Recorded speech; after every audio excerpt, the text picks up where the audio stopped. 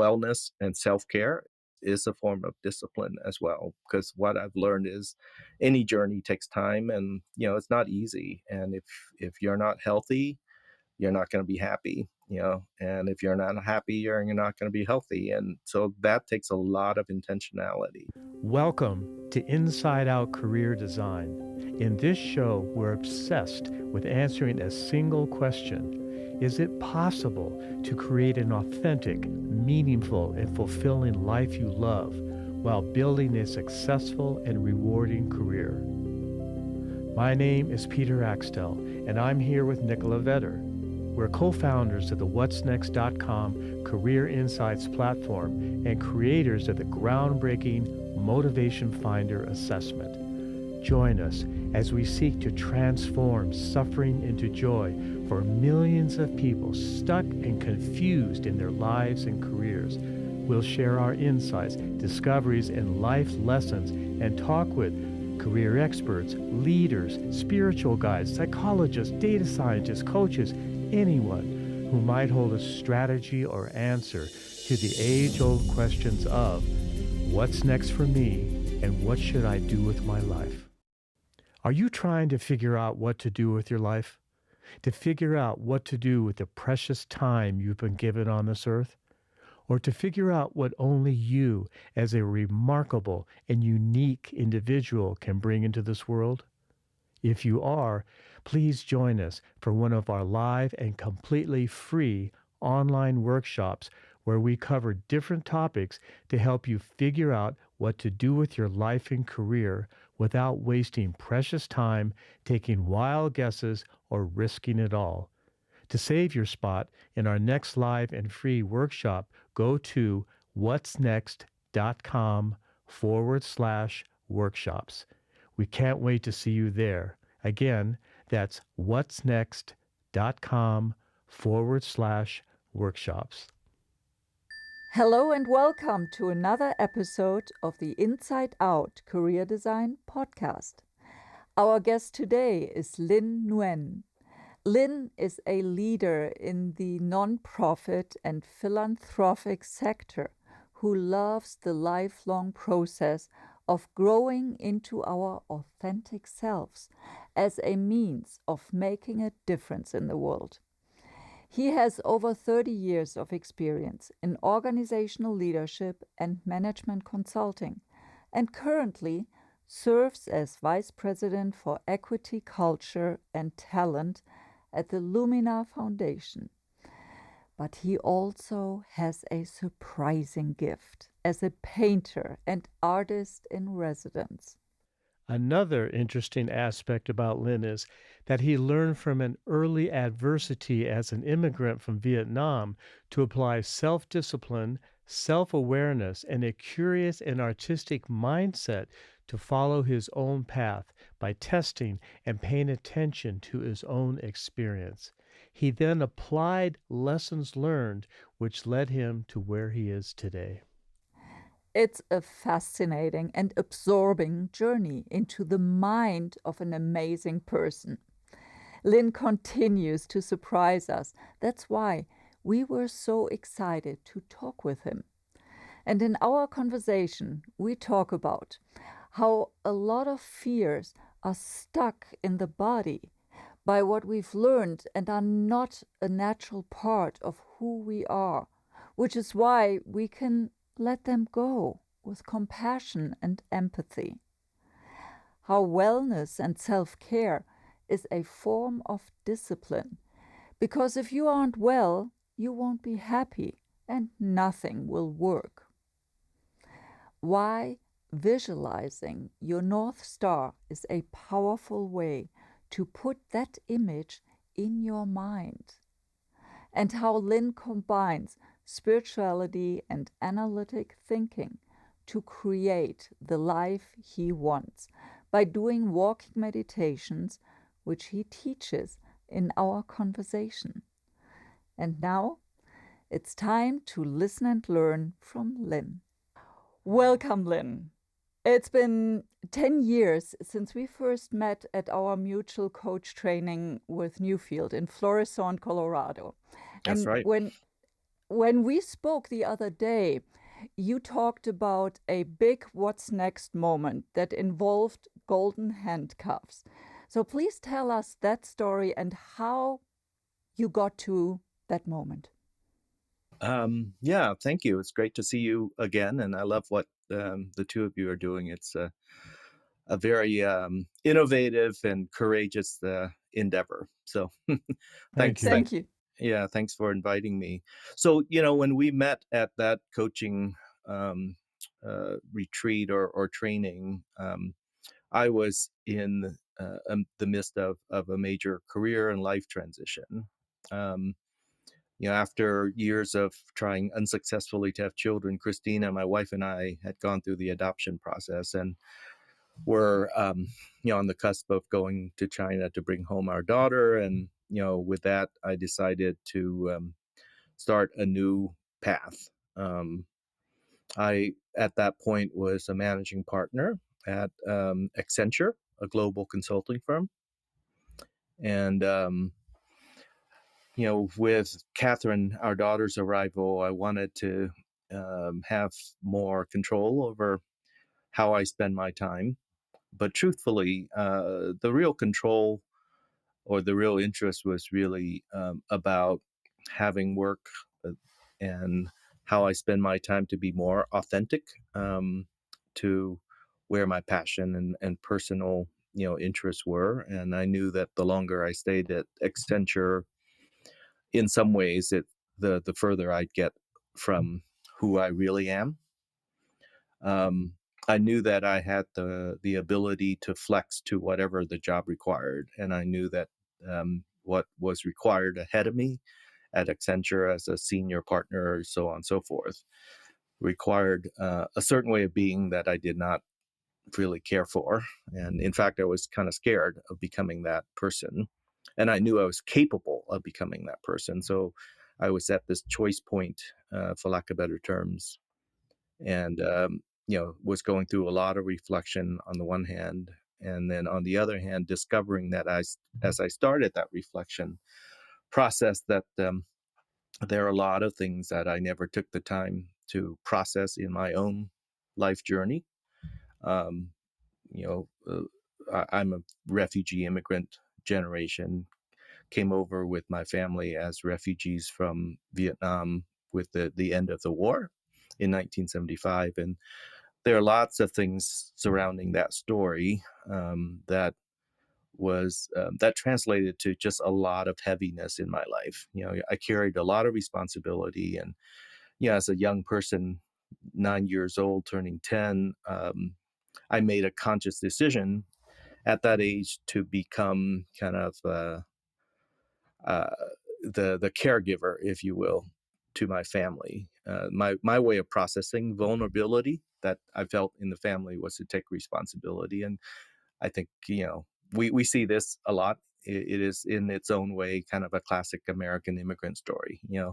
Uh, a youngster coming over and taking responsibility, and then doing great things with it. But in hindsight, I think at that point, I realized that I carried in my body this heaviness, and no matter what I did, there was always kind of this melancholy sadness, that I couldn't shake. And it was that new field that all of that began to get understood, and then the process of letting go of all of that weight, and then in order to move on, I now understand it as making space, for what's really what's really authentically my journey. And in order to make space, I had to let go of other things that really didn't belong to me, but I took on, you know, at a very young age. You also mentioned that when you were at Accenture, you were in a certain position at Accenture. At that moment, tell our audience about the position you were in at Accenture, what you walked away from, please. Yeah, yeah. So I joined the firm. Yeah, I had the good fortune of being recruited into a very, very new practice back in those days called change management. And now the term change management has become pretty universal. But back in those days, change management was a very new concept. We used to say change management in air quotes. um, and so I came in at the ground level and was trained in that practice. And fast forward, became managing partner for that line of that service line in the public sector practice. So that involved overseeing the change management practice for our government, higher education, and then towards the end of my career, our nonprofit sectors. It involves, to, ultimately running some of the largest, transformation projects in the U.S. Um, and on the government side, um, and it involves being a rainmaker, as is often the case in large consulting firm. Your ability to earn your keep correlates entirely to your ability to win work, and so it's all of those things, and I'm a fairly disciplined person, and so that role suited me really well on the one hand, in terms of technical skills and certain aspects of my personality, um, and but it's not the entirety of who I am. Um, so, and that was the challenge, I would I would say the challenge throughout my life has always been how do I attend to all the things that define me, and we live in a society here in the U.S., but I think largely anywhere where you had to pick, from a career standpoint, what you want to be best at, and then how do you kind of accommodate all the other things that define you as well. And I was always someone to, I always struggled with that. So, Lynn, if I had to describe you, Hmm. I would say that you're analytical Hmm. and spiritual. You're also an accomplished artist. In fact, so accomplished that you're an artist in residence at the Harwood Art Center in Albuquerque, in addition to your job at the Lumina Foundation. So, Hmm. how have you combined all of these parts into the life you're living today? Um, yeah, thank you. Combining it into my life was the intention that I started to develop while working through that Newfield coaching experience. And that was the big question that I that was the problem that I was solving for in my life. How to make time and space, and you know navigating that. The shorter way of answering that question is being intentional about choosing my day job, one that is fulfilling, one that really aligns with my values and my passion, and it happens to be in the social sector. Given my life story, giving back to society really is everything for me. And I've had the good fortune of finally navigating into a sector that does exactly that. Um, but choosing a job and choosing an employer who allows me to do the work at a very high level, but yet work in a way that allows time, enough time and balance in my life to paint on the weekend. So, all of my painting I do on the weekends. Um, and it allows me time and space to also, be engaged in music because I also love music and I'm a musician as well, as Peter. Not Mhm. as not at the level that you play, um, but it's very very important in my life, and so it's been making a conscious decision to keep navigating to jobs that allow me time and space, and then having to make some trade offs, because what I gain comes with some trade-offs. And then lastly, I would say learning to stay center in what's important to me, and you know uh, this might sound simple and trite to say, but learning not to compare myself to others, because one of the great benefits and one of the great challenges at the same time of navigating a path that might be very very unique to oneself is not comparing yourself to others and not being compared to others in terms of success, happiness, and so on. And it takes a level of singularity and belief in one's journey. You know, that's not in the best of days is a wonderful feeling, but in the worst of days, it can be very, very hard. Because you're always wondering, what if I had taken the other path? What if I had stayed? You're always processing all these what ifs. Mm. Mm. Absolutely. So there are so many words that already popped up here since we started this interview. Vulnerability, melancholy, making space, then passion and values, belief. We'll dive into all of this, but first I would like to know passion and values. Hmm. You say it's important for you to align those. But the first step is to find those. So how did you find them? How did you articulate them? Hmm. Yeah. Um, I would say in the early stages of that, um, I wanted to define it starting from the inside out, if you will, because there are ways in which you can define that path outside in. Meaning outside in would be what jobs are available. What else can I do? What's available in the world, and how do I kind of get a job first and foremost, and then you work backwards and saying how can that job align to me, and how do I align myself to that job, right? So that's kind of an outside in approach. Um, and I knew how to do that very well. And in fact, sometimes when I coach people who ask for that kind of career and life and job transition help, I help them start outside in, but I started inside out, which for me started with who am I, at the core. Um, and one of the things that helped me with that is a spiritual practice that kind of started when I was about 10 years old. I did not grow up in a religious family. Faith and religion was always in the background, but we were not religious. And the process of leaving Vietnam under a lot of trauma um, resulted in the classic 10-year-old talking to God or talking to the universe and making various deals. One of those, God, if you exist, or if there's some meaning to the world, then let's have a conversation. And a little bit of deal shaping with the Almighty, saying, if you will allow my family to survive this, this experience, if you will allow us to do this and that, I will do my part, to earn my keep, if you will.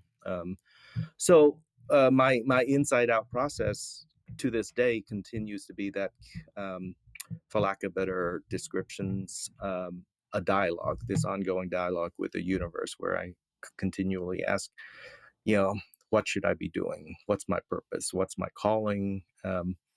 And to make a longer story short, the answer was always, do what you were blessed with, do what you were born with.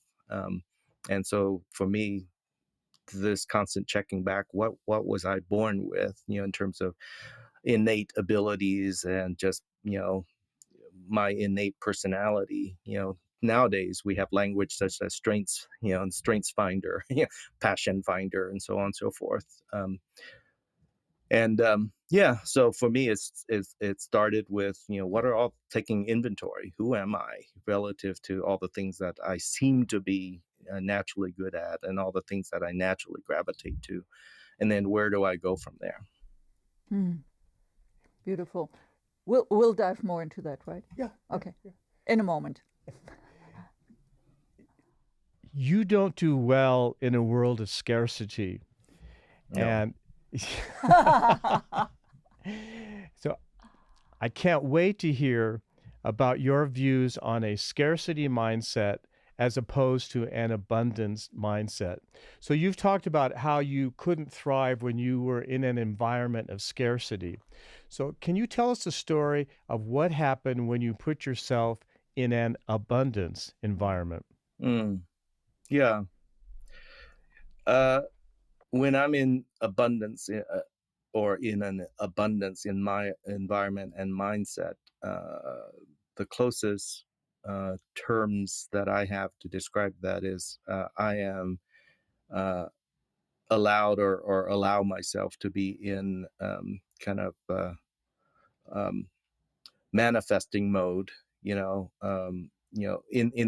the laws of attraction, kind of world where, what I envision, and what I dream for, and the clearer that is, and the more present and connected I am always continuously to that, the more it manifests, right? And so abundance for me is kind of operating in that mindset, not in kind of this, esoteric wishing and it'll happen, um, it is hard work, but it's grounded by, moving towards, what I envision, and every day, you know, articulating and doing work, and just, manifesting that. So for me, that's abundance, and that's where my strengths are, and that's where I am happiest, and that's where I would argue I'm most effective. You know, and the opposite of that, of course, is having to work in scarcity environment, and I describe that experience as, very draining. It's like, draining my batteries, and that kind of environment does not recharge me. It's not quite kryptonite you know where I can't fly at all, in that metaphor, but it is sort of like draining my batteries in a way that, ultimately is not sustainable. I can stay with it for as long as I could, but ultimately it just doesn't recharge my batteries, and therefore I can't, in the end, can't do it. So sometimes I say that's that's a fault of mine. Some people are very, very good at staying in a groove, and staying, you know, very centered in situations that they know, uh, isn't aren't perfect for them. I don't do very well in that environment. I can stay in it for a period of time, but ultimately, I just know it doesn't work for me. Hmm. Let's drill down on this a little bit. How would you coach someone to change to an abundance mindset? Because there are those weeds that are constantly growing up in the mind, and what we call the egoic voice. It's the voice of doubt, resistance. Hmm. How would you coach someone to slowly switch over to an abundance mindset? Hmm. Probably someone who has never heard of that, or who has no tools, who has no abilities to. Hmm. Yeah. Well, I usually invite folks to start with what feels very basic, but I think very, very essential, which is start with, what does happiness, uh, for oneself feel like, right? And again, in an embodied sense, not just intellectually, what makes you happy. So first, people start wherever they are when they say, this makes me happy, and again, this is the kind of stuff that we learn at Newfield. What does that feel like in your body? Because, checking in with yourself, the body does not lie. You can say all sorts of things intellectually about what makes you happy, like money and fame and so on, but your body will tell you, actually, that's not it, right? Sometimes the body will say, ultimately, what makes me happy are, feeling seen, feeling embraced, feeling accepted, being creative.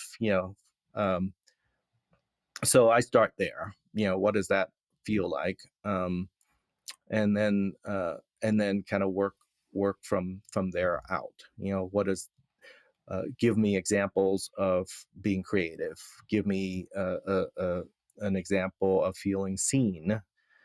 Give me an example of feeling like you belong. Safety is very important for a lot of people. What does safety feel like? Um, and I would say, and then I generally share what it was like for me. I would say that at the peak of my career at Accenture, for those from the outside looking in, it looks like I have all these ingredients: safety, belonging, obviously security, and so on. But that's not what my body was telling me. you know, my body was saying, "Lynn, you're about to go on the next leg of a journey that requires you, in order to be successful in this role, you have to convert yourself even further to being, the kind of senior partner that this firm requires you to be." And I felt that kind of, anxiousness in my body, like I was moving further and further away of what actual happiness, what actual safety and belonging feels like in my body. I feel certain part is an internal energy that is stuck. It's Mhm. trying to get out. Mhm. And you're absolutely right. I'm so glad you reminded me that your body will not lie to you. Your mind will tell you all kinds of stuff, but not your body. And that pressure inside of you, for me, is a signal something doesn't quite feel right. What does it feel like to you when you are in a state of equanimity and you think Mhm. things are going pretty well? I'm in balance. What does that feel like to you? It feels like you're just flowing along, right? Even when you're really busy, even when you're feeling stress. And again, I make this distinction that stress, it doesn't mean that you are unhappy. Fatigue doesn't mean that you're unhappy. It is about the totality, and so um, you feeling like you're in flow. What you're doing kind of creates this movement, and you're in it. And this movement is what you want, and you're moving towards closer to one's vision, and you're moving closer to who you are in that vision. And it feels balanced. It feels really generative. Like what you're doing is manifesting, not just you know oneself, but you're manifesting outcomes that touch on the lives of other people. And where it's really beautiful is when you're in partnership with others who are equally motivated like that. So, collectively you're in flow, and that flow generates, this beautiful, outcome. And so I think that, to be working with folks in a mission with shared values, with shared interests and a commitment, right, to work at it through this asset based way of thinking is just a very, very beautiful thing. And it's taken me a long time, to find what I call the intersection of all of that. Mm. Yeah, we're big on flow, so it's one of the things that we teach right at the beginning of Mhm. our program. Mm, And the important thing there really is to feel. So uh, to feel is something that many analytical people don't allow themselves, right? But we had the gift of having an amazing mutual teacher, Dan mm, Newby, who was, by the way, one sure. who he I was know. the first I know. guest of our podcast. Oh, cool. And and it's important to not only feel, but to have language, to being able to articulate what you feel, because language is generative, which is an idea that we've been trained in, just like you. So, what does language generate in your view? What does language generate in what? Hmm. In In, your view. in my view, Mm. um, language is for me. I use the term framing, and language is part of framing. But framing is a little bit broader than just words. It's words that are coupled with meaning and beliefs, and you know and how those things feel and are embodied in oneself. So I call that the frame. Framing is very, very important. And when the frame is not right, I've discovered that you can go on.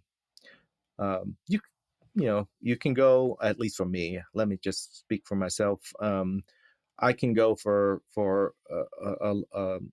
for a period of time thinking, right, that I'm balanced, and then I realized, actually, I am off frame. I'm no longer in my frame because I'm I somehow got myself convinced that what I'm doing is within my frame when in fact I compromised and I'm doing something that might feel very proximate, right? Um, it's sort of like the metaphor I say is, let's say this conversation is within the camera frame, you know, and when we're in that frame and we're having this wonderful conversation, that then we're in flow, right? But in my life, I've done things in the past where I'm slightly out of frame, and it catches up to me because again, I find myself going, oh gosh, I've spent another several years doing this, but it just doesn't feel like the sweet spot. It isn't in frame. So how do what's wrong with the way I'm framing this? And I sharpen my frame, to saying, okay, this is, I was calling it this, but now I'm calling it this, and this has more meaning. So to give a concrete example, a lot of what I did throughout my career leading up to Accenture was through a career frame. And that's many of us are taught and socialized to go through life through a career frame. And when Christina and I became parents, and with that, started to make the scary step to leave Accenture, we we kind of stumbled on this term that really has been our frame uh, for quite some time, which is livelihood. So we shifted from a career frame and how to think about career, how to talk about career and career growth, to livelihood, which is more of an entrepreneurial way of thinking it. It's about, what works for us, what kind of life do we want to have, and what do we need to do, and what is needed to sustain that, that life.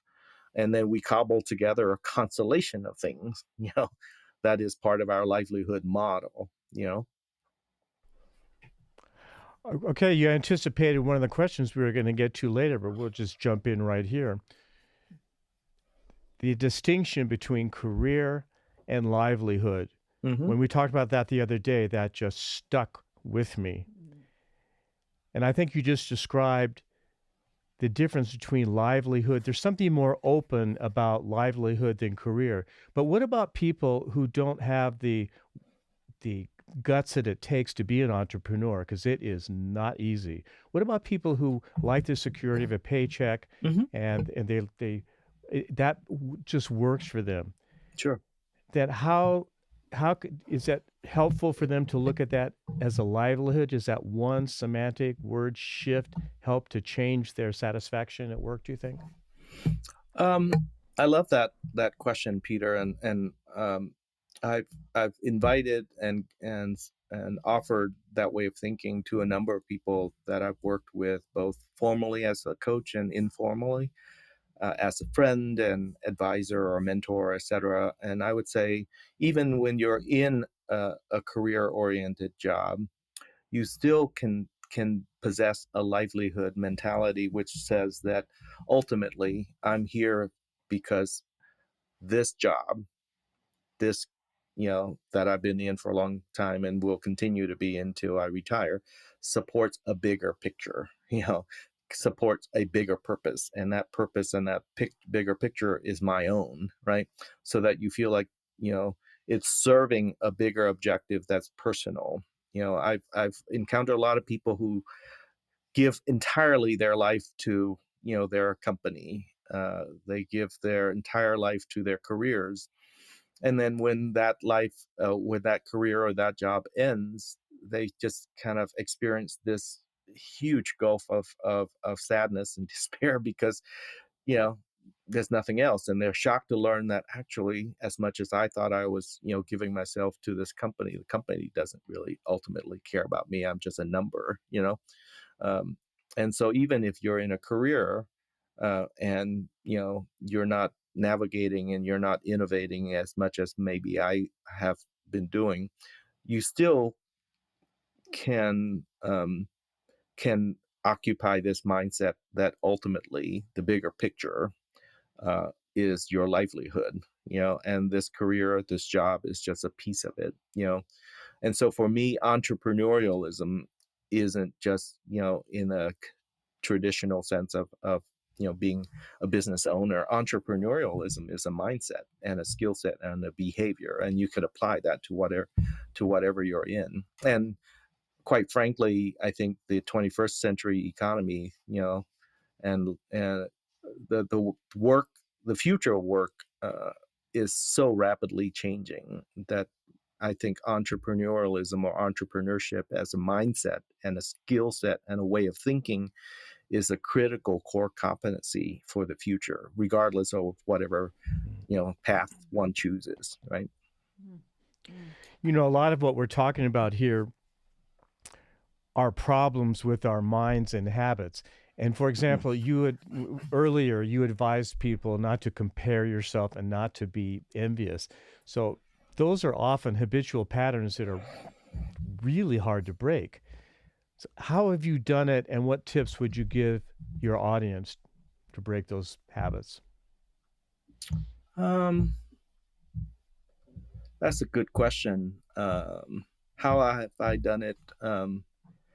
I am definitely human, Peter, and so when I visit with friends who stuck with it, longer than I did, in various different endeavors, and because they stuck with it, have benefited, economically, financially, or status or power, I do experience envy.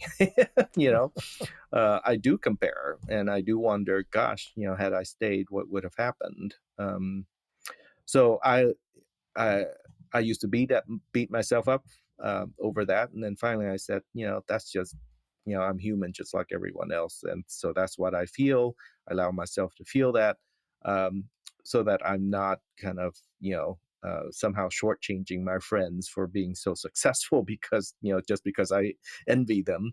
Um, but then I make space literally to walk away from that and return to where I live and how I live in order to restore my sense of, yeah, but you've chosen this, and your center of gravity and where you feel happy and where you feel balanced is not where your friend experiences that. And so more power to him, but you're not him. You're you, and you've chosen to be over here. And the ability to do that is very important. And it is at the heart of it one of the reasons that when we began to shift from career to livelihood, we also left Washington D.C.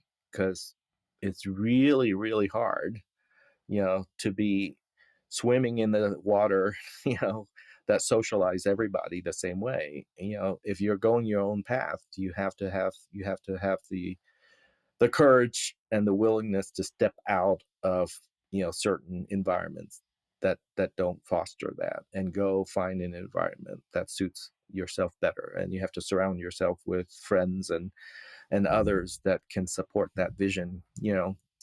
So that's partly how I've done it, and it allows me to navigate and stay connected with people and really appreciate all the various journeys that everyone is on, without feeling like I'm torn um, because I haven't made the right decision.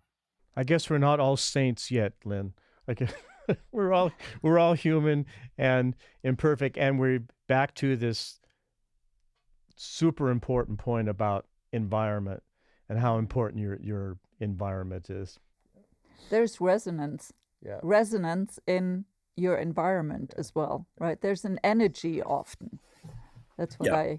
I get to. So I want to dig into the idea of belief and optimism a little more, and how it's different from magical thinking. You talked about that, the woo-woo part, slightly. So I also remember you saying that belief is key to manifesting anything. Can you expound on that and give some examples from your own life Mhm. that convinced you that belief is real and that it works? Whether you apply belief through the spiritual lens of, what is my purpose, and maybe there's that purpose has a longer arc, and you're and you are moving towards that purpose, or your spiritual belief says that I'm not alone, right? And by being true to my purpose, I will be supported and will be guided, by you know by God or by the universe. So whether one comes at it through that lens, or one comes at it through kind of an entrepreneurial lens, where you believe you have a vision of what you could do, you have a vision of a service or a product or a value that you can create in the world, and you believe that you have the ability to get there, even though all evidence seems to be that you haven't learned how to do it, you don't actually have the prior experience, right?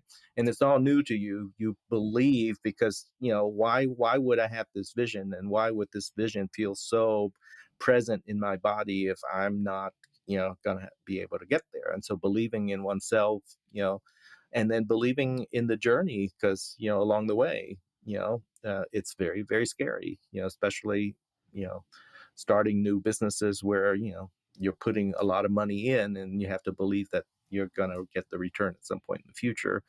So so that's another lens, entrepreneurial lens, that you it requires belief. And then last but not least, I think, having guided many organizations and having been on my own entrepreneurial journey, you have to have a belief to, bring people together to work on a shared mission, particularly if that mission is really challenging or innovative, or that mission is hasn't been done before, right? Or that vision, you know, is a different way of doing something. You have to have that belief, and so for me, it feels the same way in my body. Whether I am applying belief in a spiritual sense, or I'm applying belief in an entrepreneurial sense, or I'm applying belief in a project management or change management standpoint, it's the same thing. You know. So, Lynn, I have a friend who is in the grip of fear. Mm, And he's in fear that he's going to run out of money and is going to end up on the street, even though he's a millionaire. mm, He's not a multimillionaire, but he is a millionaire. And mhm. he says he can feel it in his body. And it's so strong that he can't seem to break it. Is this an emotion or is it a belief? And how would you coach him to break out of this? Mm. Um, well, first I would share how I've experienced that, and then maybe from there, offer some suggestions. And I resonate with what you described because, number one, I think scarcity is something that I inherited from my family, and I have loved ones who, for various reasons, um, work are just sitting with a lot of scarcity, because it's multi-generational and so on and so forth, right? I jokingly say that my mother what I learned from my mother is, the glass is always half full of things that could kill you. Oh, my goodness. Yeah. And she would say, whenever things gets really tough, she would say things like, don't worry, get some rest, um, it's not as bad as you think, because it'll be worse someday. So so it's nothing. Save yourself, because life is not easy. That's because she's got plenty of evidence to show for that, right? And you'll never get out of life alive, right? So, Yeah. uh, and all of those things are, so for one, I would suggest to your friend that part of the work here is understanding where that comes from, and out of a sense of self-awareness, and from self-awareness, a level of empathy and compassion for your family and all the people who taught you this, and compassion for yourself, right? Because I find a lot of that, that fear is embodied and, learned, right? And appreciating where you learned it from and having some compassion for yourself and those who supported you but maybe taught you things that no longer serve you well, is a place to examine. And I certainly did a lot of that work to let go of that and saying, yeah, I feel that, but that feeling is not really natural to me. I learned that, you know, from my loved ones, and I love them for that, but it's not my fear, it's their fear. Right. And that was, a lot of work, a lot of therapy to realize that's where it comes from. And then um, saying, okay, if that's not really my fear, that's a learned fear. What kind of fear is really authentic to me, you know and not and again, I have different fears, so it's to say that it's not like I am fearless, I just have different fears.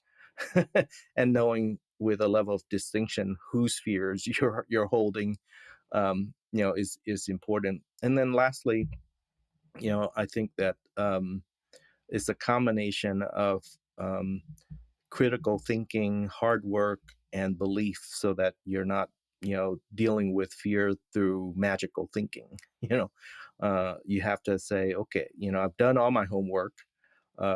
This is what I'm doing has a level of risk, but I've looked at all the various risk mitigations, strategies, and I've taken all those steps, right?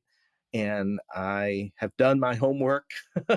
you know, uh, I have done the warrior work, the athlete's work, whatever metaphor you put into it, and the last piece of this work is just conviction and courage and belief to stay with it.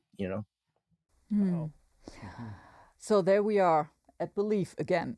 You said that vision is tied into belief, and acting as if your vision has already come to pass is really important. So, how do you do that exactly? Especially if you're trying to figure out what's next. Mm, yeah. Um, I remember this lovely conversation I had with one of my best friends at Accenture when I was getting ready to leave, or as I was leaving, and walking away from all that I had gained, and basically walking away from the golden handcuffs. And My friend Dodd said, um, he this was years ago, before, now this notion of the multiverse and time space continuum is very au courant. And but back in those days, he was saying, Lynn, have you ever heard of kind of, this theory that everything that will happen, you know has already happened. And he set this metaphor. Imagine this plane. My hand is everything that will likely happen, in your lifetime. Is this hand, and time space continuum? It's already happened. Um, but you're here, and your human experiences. You're here, and that's all right? But everything that might be possible in your lifetime and then others is already defined in this plane. And maybe, Lynn, why you feel a sense of conviction in leaving and embarking on this thing, even though you all are also sitting with all this fear, is because somehow there's a part of you that's tapped into this plane, and where you're moving towards is meant to be, and in some, in this time space continuum has already happened. And the closer you are, the more tapped into that you are, the more you have this inner belief that you're moving towards the right direction, even though there's all this fear and uncertainty. And he said, maybe that's what you're experiencing. And I found that very comforting. You know what I mean?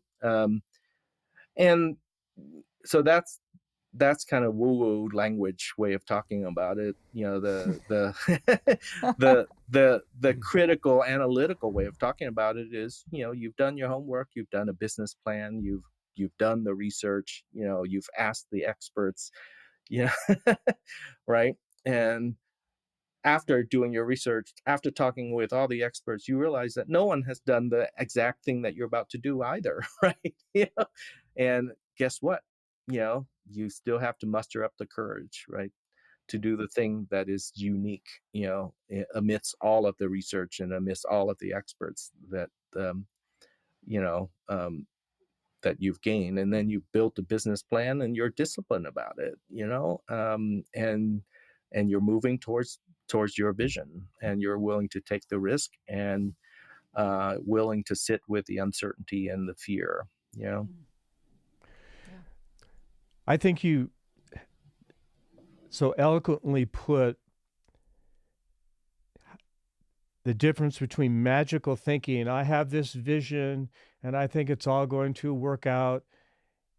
You're talking about, I have a vision, but you're also talking about doing the work of asking the experts, of doing the research, of doing the work of what is out there and what's my competition, or whatever it is that you're trying to do, rather than just what you're dreaming about in your mind that you think is somehow going to work out. So you're talking about almost a combination, I think, of dreams and real tangible research about what is in your environment, what's right now happening in the world, coupled with those two things. Vision is that North Star, more abstract thing, and the more work you have, the more work you put into it, the more connected you are to that vision. You have to have that vision embodied, so that um, that vision has resonance with you, and there's work to gain that kind of resonance and belief in that vision. But then you have to have goals, and you have to have plans, and then you have to have discipline to do that, and that's what strategic plan is all about, right? The strategic planning process in a linear fashion is spoken and used in those terms, and you put things in writing, vision working backwards into goals, and then plans and strategies to get there. And then there's all the disciplines, right? To plan the work the plan, and then to deal with all the emotions and complexity that come with that. Um, yeah, and spiritually, you know what? What I've learned is spiritually, it's the same process. So I think you said that you used to create vision boards. Do you believe that vision boards are a good thing for someone to do? Um, I love that exercise, and because I'm an artist, kind of creating a collage or vision board is lots of fun, and my family, my wife and daughter still kind of do it to some extent. I no longer do it per se as a collage or a physical board, but I have vision boards that are visual, that are visualized. So in other words, it's in my head. And has that helped with your belief? I've noticed that when we've done vision boards, we haven't done one in a long time, Hmm. but it does seem to be that you see all kinds of wacky stuff showing up that you just can't say that is just Yeah. cannot be an accident. Yeah, exactly.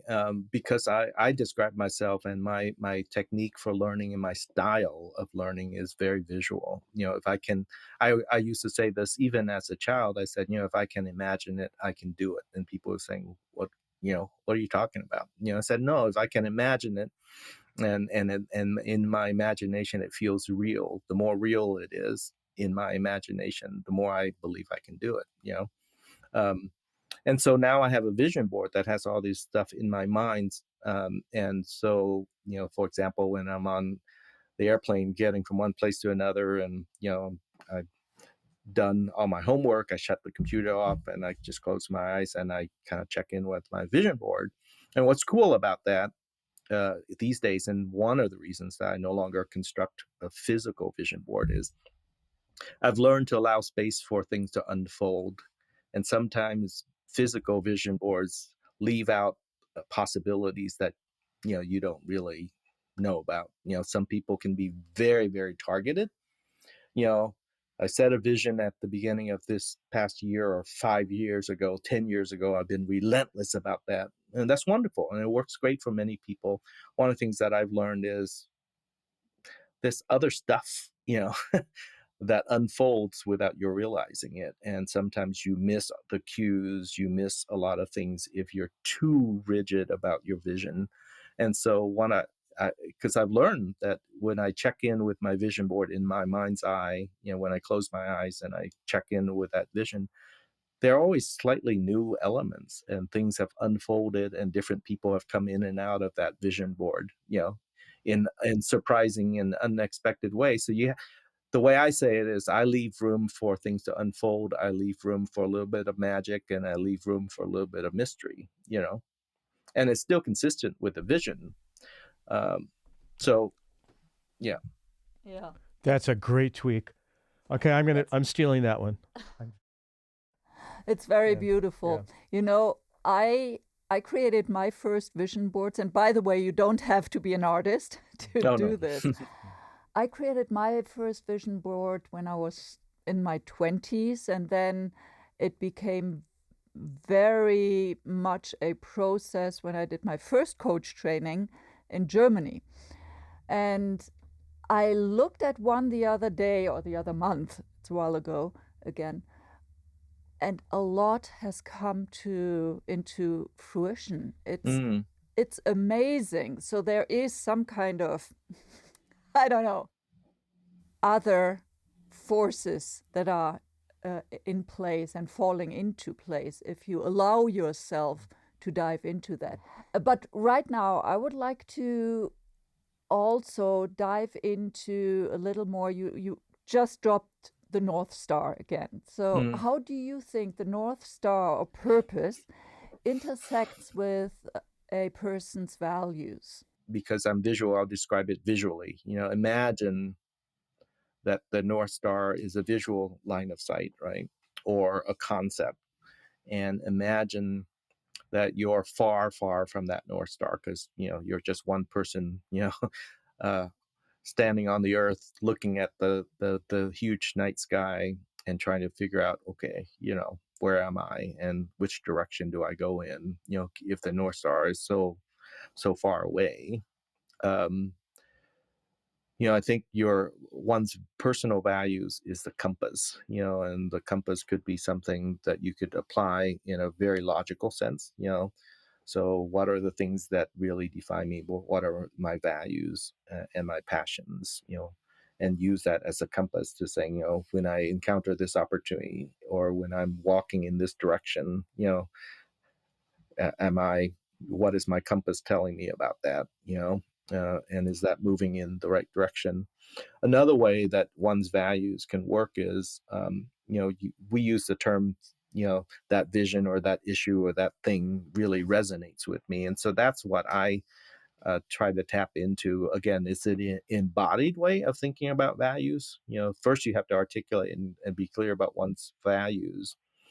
And then, using your body, if it resonates with you, you will feel it. And if it doesn't resonate with you, you will also feel it. And if it's quite, sometimes the hard part, um, I've learned is, um, it's easy when things are spot on and you just feel it. It's also easy when things are completely out of, you know, line with your values. The hard part I find are things that are proximate, you know.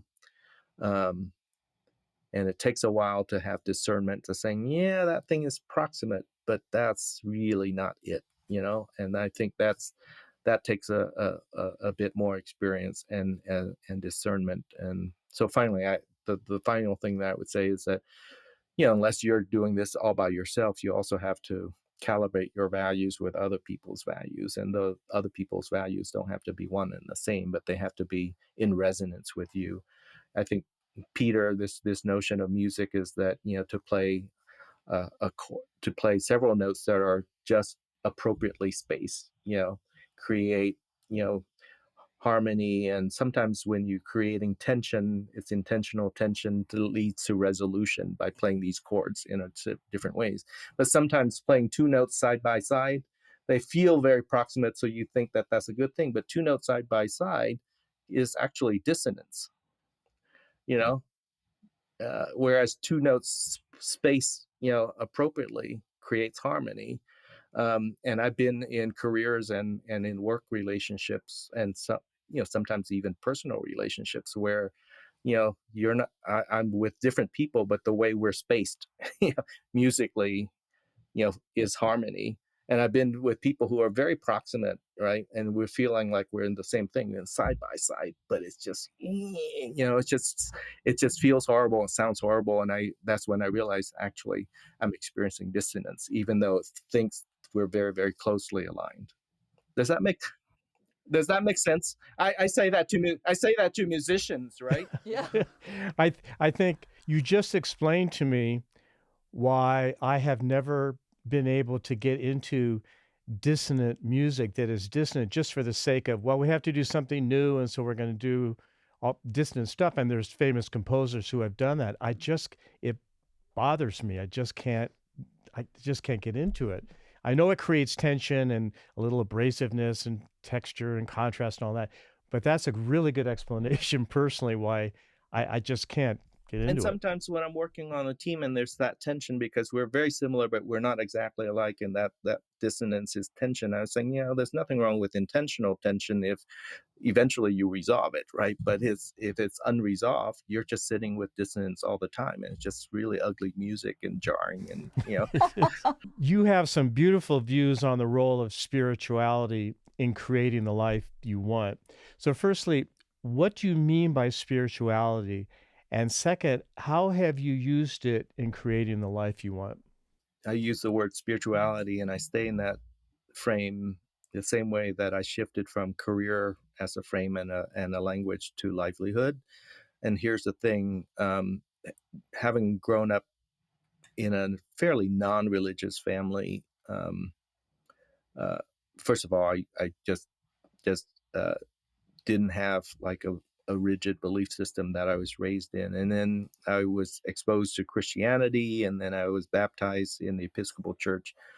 And the short version of that story is that I I have yet, and I put the word yet in there, to have found a place of practice, in a religion or in a religious place of practice where I feel like the environment aligns with the way I think, which is very generative, which is very kind of open hearted. I find that religions, as soon as they have a creed, that ask you to say what you believe in, which means ask you to say what you don't believe in, start to narrow the lens. It gets closer to deficit thinking, and I just fundamentally don't believe that if ultimately your North Star around your spiritual belief is a God, right?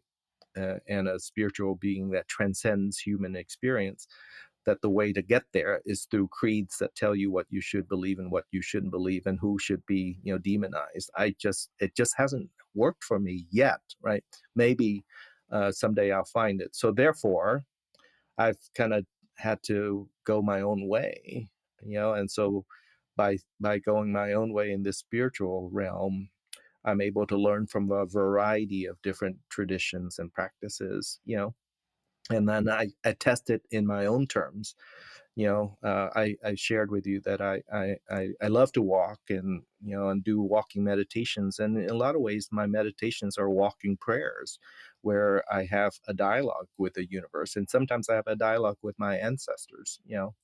Um, one my grandmother raised me, and she is kind of my guardian angel in a lot of ways, and I have conversations with her, with her spirit, um, and so that's, little examples of what I mean by spiritual, way of engaging, and I check in all the time. And so, like I said, I have my own way of praying, and then I pay attention, because what I've learned is prayers aren't answered in words, they're answered in things that unfold. And if, you know and if I'm not paying attention, how do I know if I missed the answer or not? And the answers aren't, like I said, I ask it in human terms.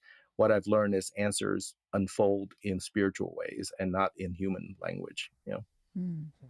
I'd like to drill down on that a little more. So, when you say walking meditation, Hmm. reflection, uh, then you send questions into the universe, and the answers somehow come to you, right? So it's a spiritual and analytical process that you are doing in a way. Can you teach that to our audience right now? Just a small part. I think about it as being in relationship with an experience, with you know that that takes time, that responds and interacts in different ways. So, for example, when I set out on a walk, I would set an intention or sometime a question, you know, and I sit with that question. I ask that question in my walk, and I don't expect anything other than just staying open, right, to the experience of that walk. Um, and and again, keeping an open space and just being mindful, so it's super easy to do in a lot of ways and super hard to do because we're trained to have this kind of back and forth thing, and that's not how it works. In my experience, so I set a question, and sometimes I ask that question multiple times in my walk, you know but what I try to do is be mindful and present. Sometimes the answer is a whooshing of the wind. Sometimes the answer is, Lynn, I hear you ask that question a lot. For now, the answer is you should enjoy this walk. You should work, let that kink in your back, relax and let go of that little stress on your shoulder. That's the answer for now, right? Um, Up to and including one. Uh, I'll just give this example where, this is kind of a little woo woo, but that happened in the midst of a process that took quite some time. So, what preceded my arrival, my choice and arrival at the Kellogg Foundation, where I served as COO, I'd been doing this walking meditation for quite a bit. Again, processing what should I do next, right?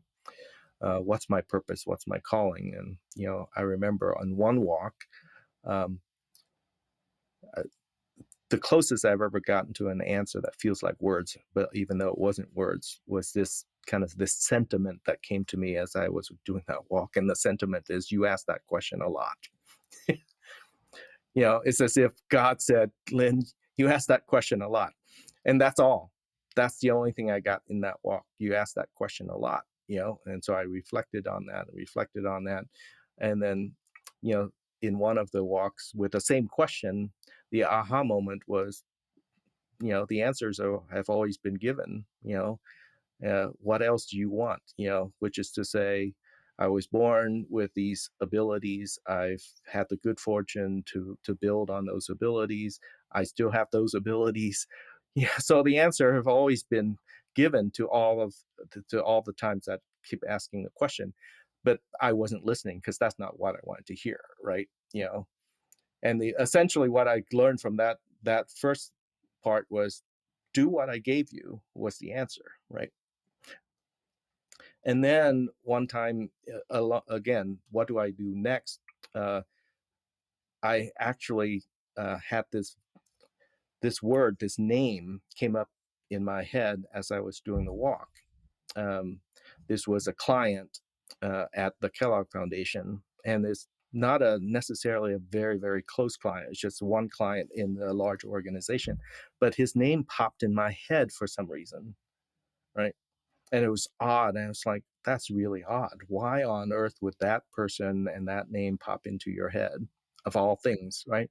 Um, so, anyways, I finished my walk. I went home, got on the laptop, looked him up, and I noticed that he's no longer at the Kellogg Foundation. He had left to take on a new opportunity. So I called another client who was head of HR, and I said, I'm curious, so and so had left. What's going to happen to that role? And she said, we're recruiting for that role, but in fact, we're upgrading that role, because that role is now important to the Kellogg Foundation in a very, very different way. It's now actually a VP role. I said, I think I'm supposed to. And explore this. Long story short, and this is a true story. I applied for that role, which was a VP role, to help transform how the Kellogg uh, Foundation does evaluation and learning and impact. And that role led to the next role when um, there was a promotion, internal promotion, and the COO of the Kellogg Foundation was appointed as CEO of the Kellogg Foundation. And she had been a client as well. And she, we went through a search process, and I was selected as her, as her successor as COO. So that's how I came to the Kellogg Foundation, and how I was, you know, blessed with this opportunity to do that. So, anyways, and but in between what I'm describing were lots of career conversations, phone calls with folks in the field, the classic networking, sharpening my resume, all of the critical homework, of telling my story in a good looking resume, talking with all the experts. So for me, it's doing all the above, but that's a long way of answering kind of and giving you an example of what that was like at a spiritual level. It's a beautiful way of answering that question, and a very practical way that I believe our audience will resonate with and will understand. And there are three words that really pop out for me. That is openness. So really be open to that process and invite in whatever comes to you. Then there is trust, which is closely connected with belief. You have to trust in that the right idea and then action will come out of that. And the third one is hope. Because if you don't have hope, then what is there? Yeah. Thank you for recapping that. And the last thing I would add, and it's not the word that I would have thought of, but one of my good friends said that to me. One of the things that he said he really liked and respected, one of my high school friends at one of our reunions said to me, "You've always been very disciplined," um, and and so I would add that to this, and I don't mean discipline in the Puritan sense of the word, where discipline equals work, because in our society we tend to equate discipline to work, right? We, I come from a work culture as well, so it's not just Puritan, culture and Puritan beliefs. It's really Asian and so on and so forth. But I don't mean discipline in the sense of hard work. Sometimes I mean discipline in the sense of intentionality. So in other words, resting, you know, doing one's homework, on in a variety of ways, and being, you know, uh, dealing with the emotional discipline as well as the technical discipline, and taking good care of oneself, you know, wellness and self care is a form of discipline as well. Because what I've learned is any journey takes time, and it's not easy. And if you're not healthy, you're not going to be happy. And if you're not happy, you're not going to be healthy. And so that takes a lot of intentionality. So in the midst of wandering and struggling, you have to have, at least for me, a level of discipline about how you do that. I was listening to the Rich Roll podcast yesterday, and Cory Booker was on, and he said the most beautiful thing. He said that hope is the conviction that despair doesn't get the last word. So, Lynn, is there anything that we didn't touch on that you really want our audience to know before we go? I remember when during my onboarding at the Lumina Foundation, which was the culmination of yet my process, which I've shared here. And so I remember saying to my boss, who is this wonderful person, Jamie Marasotis, I said, "Jamie, I'm so grateful to be here. I really feel like I've found, a home." And basically I said, what's your expectation for me? And Jamie said, Lynn, you do you. Oh, Right. And I almost cried, right? Because that was his validation. It's like the spiritual answer, right? Through Jamie's voice and his conviction, and the way he said that you do you was what guided me to Lumina in the first place, right? And to have someone say his expectation as if he's channeling something bigger is you do you. And that's what I would share with your audience and with anyone. What I've learned in all of this is when it's all said and done, we're I think we fulfill our potential, we fulfill kind of spiritual purpose, and I think we do amazing things, to make a difference in the world when each of us just does what each of us was meant to be. What a beautiful place yeah. to end. I Yeah. want to add, thank you for being. Oh, thanks. Wonderful. Thank you so much for this conversation. Thank Oh, you, Lynn. oh, thank you for what you're doing. I look forward to learning more, and and I again, when your email came to me, that's one of those unfolding things that I think, okay, pay attention. We're glad you paid attention, Lynn. Yep. Okay. Yeah. Thank you. Until next time. Okay. Until next time. We hope you enjoyed this interview. A great reminder for me was when you go for a walk, set an intention and ask a question without expecting an answer necessarily. You might be amazed. Just being open to the experience of walking. I love that. Yes, and I just loved when Lynn asked his new boss at the Lumina Foundation, "What's your expectation?" And his boss said, "Lynn, you do you." That's true leadership. Wonderful. To learn more about Lynn, head to whatsnext.com/25, where we share the transcript, links, and more. Again, that's whatsnext.com/25.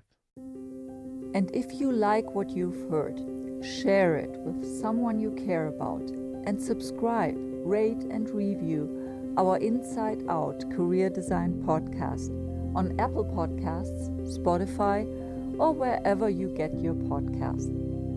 Or watch it on our YouTube channel, What's Next.com. One word, no dot. And subscribe so you'll never miss an episode. Thanks so much for joining us here today. We'll see you next week for another episode. Same time, same place.